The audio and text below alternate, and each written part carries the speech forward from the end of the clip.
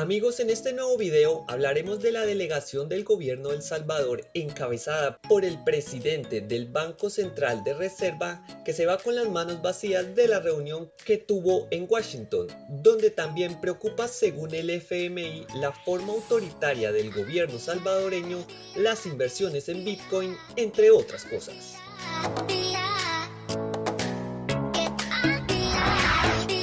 Siguen sin ser prometedores los vientos que soplan en torno a la negociación estancada entre el gobierno de El Salvador y el Fondo Monetario Internacional por un crédito de 1.4 mil millones de dólares. La delegación salvadoreña, que ha llegado a Washington a las reuniones de otoño en el Fondo y el Banco Mundial, no ha cumplido con la tarea que estos multilaterales le habían encomendado: deshacerse del Bitcoin. Los enviados del presidente Nayib Bukele, encabezado por Douglas Rodríguez, presidente del Banco Central de Reserva, llegaron la semana pasada a Washington, desde donde el FMI desarrolla sus jornadas de otoño, una de las dos ocasiones en que las multilaterales se sientan con representantes de los gobiernos del mundo en la capital estadounidense a hablar de tendencias económicas, afinar condiciones crediticias y establecer el tono de las financiaciones de los países ricos al resto del mundo. En el crepúsculo del 2022, con el invierno boreal a puertas, el panorama mundial que pinta Cristina Georgieva, la directora general del FMI, al inicio de las jornadas fue uno de pesimismo, marcado por la crisis de petróleo, también la invasión Rusia a Ucrania de fondo, la alimentación y la inflación. Lo que viene, dijo la funcionaria, no es prometedor. Tampoco parece serlo ahora el rumbo de la pequeña barca de la economía salvadoreña en este tumultuoso océano mundial. Entre el 28 de enero de este año, cuando la sala de prensa del FMI advirtió en público al gobierno de Nayib Bukele por la implementación de Bitcoin como una moneda de circulación legal en El Salvador, y estas reuniones de otoño, El Salvador sigue estancado en sus conversaciones con el fondo para adelantar el crédito, que según varios analistas que pude consultar desde entonces, son las únicas salidas reales a los problemas de liquidez e impago que presenta el país centroamericano. En reuniones a lo largo del año, además, el FMI ha advertido en privado a los funcionarios de Bukele sobre la dificultad de llevar a buen puerto las negociaciones sin que el gobierno salvadoreño reforme la ley Bitcoin para quitar a la criptomoneda de su calidad de circulación legal. La advertencia estaba anotada desde enero pasado. Solicitaron a las autoridades disminuir el alcance de la ley Bitcoin, quitándole el estatus de moneda circular legal.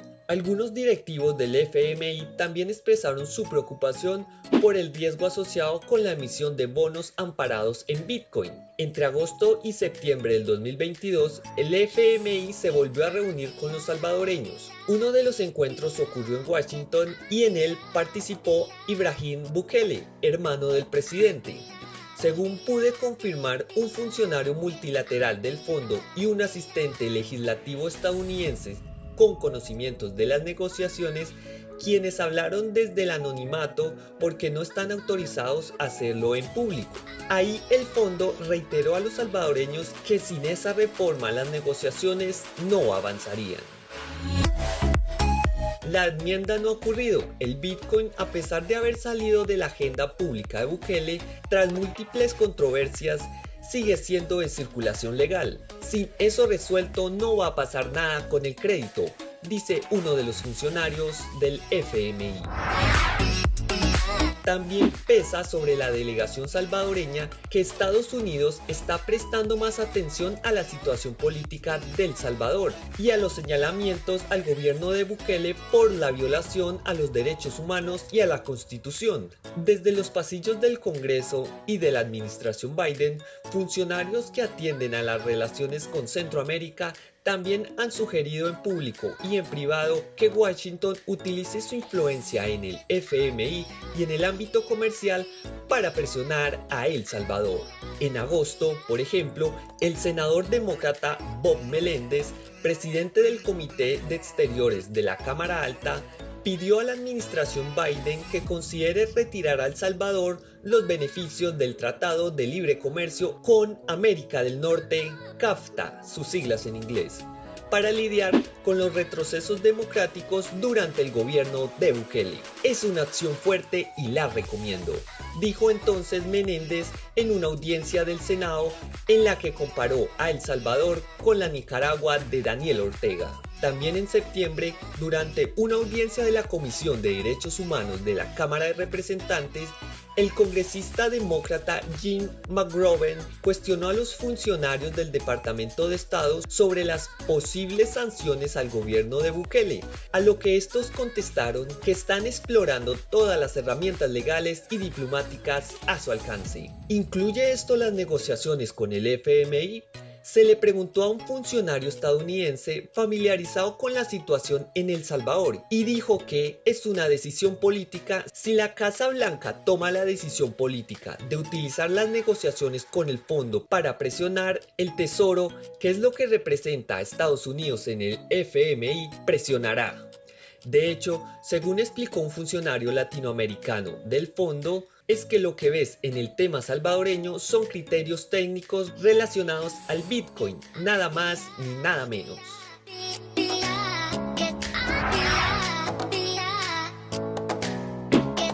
A principios de año, el fondo también advirtió sobre el plan de Bukele de vender bonos soberanos supuestamente amparados en Bitcoin y en la minería de las criptomonedas con energía volcánica salvadoreña. El gobierno hizo una estruendosa campaña propagandista alrededor de un mecanismo llamado Bono Volcán, el cual fue a ofrecer a mercados estadounidenses y europeos, pero muy pocas personas quisieron comprarlo. Incrementar la deuda pública para invertir en Bitcoin con la expectativa de que su precio crezca continuamente no es una solución permanente a las limitaciones financieras, escribieron los técnicos del fondo tras una revisión de las condiciones de la economía y finanzas salvadoreñas amparado en el artículo 4 que faculta al FMI hacer estos reportes de los países. En marzo, el hermano del presidente, Ibrahim, una especie de criptoasesor sin plaza en el gobierno, y su ministro de Hacienda, Alejandro Zelaya,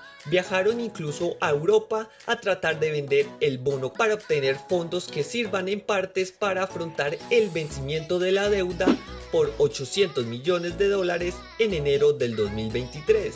Nadie se entusiasmó. Zelaya también está en Washington para las reuniones de otoño, aunque la mayor parte de su agenda está enfocada en el Banco Mundial. Bukele de a poco dejó de hablar de Bitcoin y centró su discusión en los temas de seguridad pública, el cual, tras un quiebre en el pacto de su gobierno con las pandillas MS-13 y Barrio 18, y la violencia que esto ha generado, es casi el único tema del que tuitea el presidente. De Bitcoin en realidad no parece mucho de qué tuitear.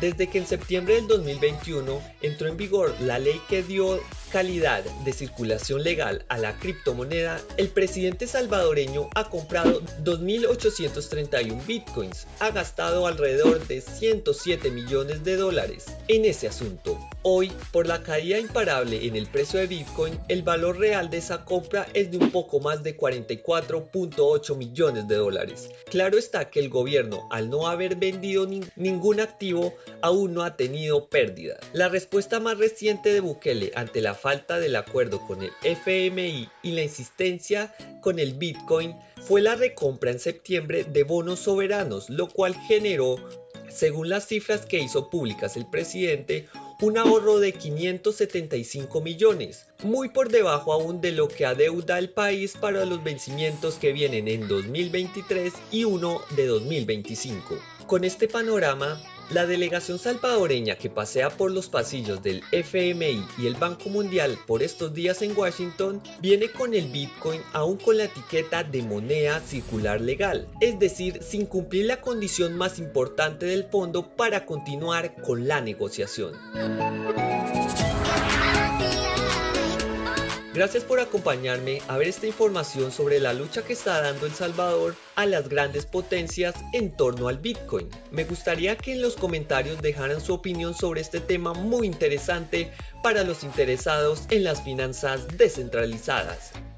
Si les gusta este tipo de contenido o quisieran que hable de algún tema en particular, no olviden comentar, seguirme y darle a la campanita para seguir trayendo información. No siendo más, hasta la próxima.